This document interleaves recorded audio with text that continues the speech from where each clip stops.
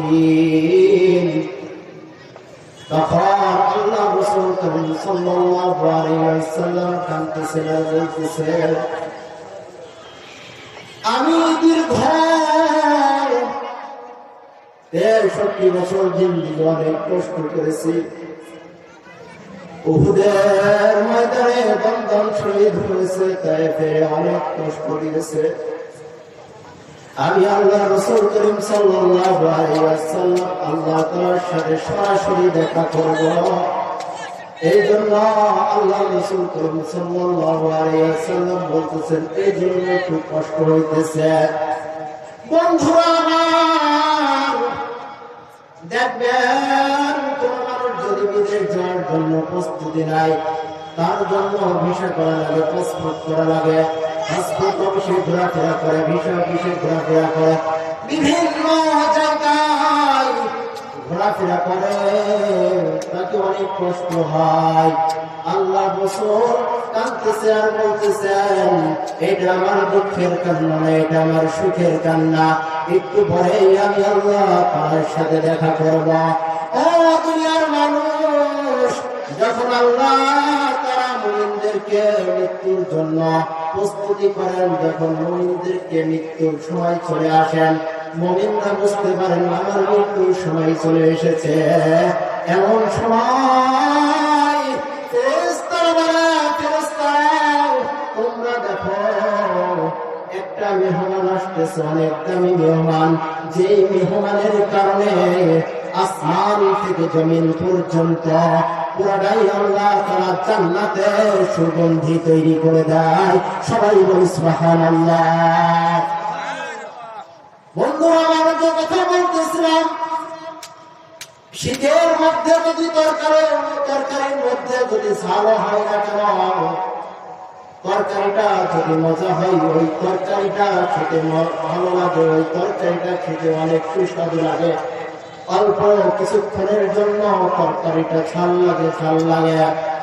ঠিক তেমনি ভাবে আল্লাহ রাসূল করিম সাল্লাল্লাহু আলাইহি ওয়াসাল্লাম ঘাম ঝরাইতেছেন।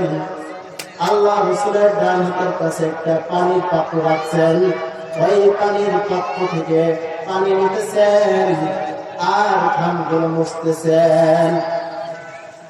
জিজ্ঞাসা করছেন, ইয়া আবাকা, তোমার এত কষ্ট হতেছে বুঝছি। তখন আল্লাহ রাসূল বলতেছেন, দুনিয়ায় উম্মতের জন্য আল্লাহ তাআলা একটা প্রশিক্ষণ দিতেছেন।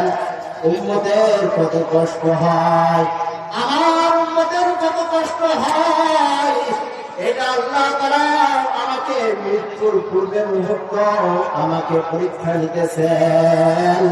এই জন্য আল্লাহ তাআলা আমাকে বুঝাইতেছেন, তোমার উম্মতের মৃত্যুর পূর্বে এমন কষ্ট হবে। বন্ধুরা আমার,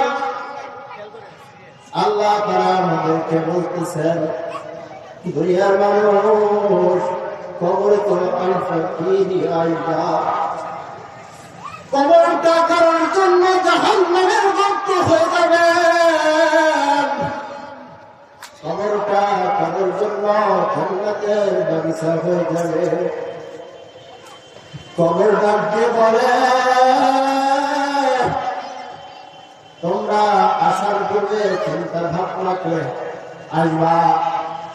আল্লাহ রাসূল করিম সাল্লাল্লাহু বুখারী হাদিসের মধ্যে আসতেছেন, আল্লাহ রাসূল করিম সাল্লাল্লাহু আলাইহি ওয়াসাল্লাম যাইতেছেন, এমন সময় কবরের একটি কবর দেখতে পেলেন। আল্লাহ রাসূল করিম সাল্লাল্লাহু আলাইহি ওয়াসাল্লাম আসমানের দিকে এইভাবে তাকালেন, আবার জমিনের দিকে তাকালেন। আল্লাহ রাসূল করিম সাল্লাল্লাহু আলাইহি ওয়াসাল্লাম চোখ দিয়ে পানি পড়তেছেন। সাহাবায়ে কেরামরা জিজ্ঞাসা করলেন, ইয়া রাসূলুল্লাহ, ইয়া হাবিবাল্লাহ, আপনার চোখ দিয়ে পানি পড়ে কেন?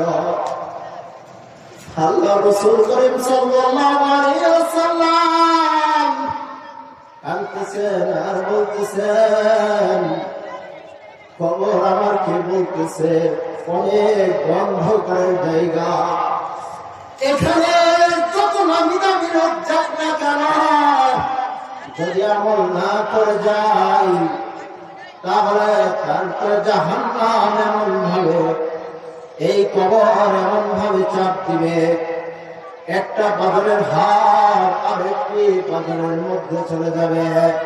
আমরা একটাই চিন্তা করবা, কবরের মধ্যে যেতে হলে দুনিয়ায় যেমন, বিদেশে যেতে হলে পাসপোর্ট ভিসা সমস্ত কিছু কমপ্লিট করে যেতে হয়।